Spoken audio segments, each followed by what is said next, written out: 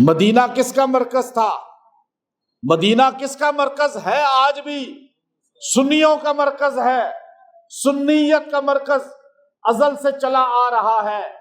مسجد نبوی کے مصلی پر ایک نماز ایسی نہیں گزری جس پر صحابہ کا غلام نہ کھڑا ہوا ہو۔ مدینے کی مسجد میں آج تک 1400 سال میں اگر مدینے کی مسجد کے مصلی پر اور منبر پر اگر کسی نے خطبہ دیا ہے، نماز پڑھائی ہے، تو آپ اٹھا کر تاریخ دیکھیں، یا وہ ابو بکر کا غلام لازمن ہوگا، عمر بن خطاب کا غلام لازمن ہوگا، عثمان ذو النورین کا غلام لازمن ہوگا، شیر خدا علی کا غلام لازمن ہوگا۔ کبھی نہیں ہوا جو خلفائے راشدین کا غلام نہ ہو وہ مدینے کی مسجد میں خطبہ دے سکے؟ ہوا کبھی؟ کیونکہ مدینہ مرکز کس کا تھا؟ آج بھی مرکز کس کا ہے؟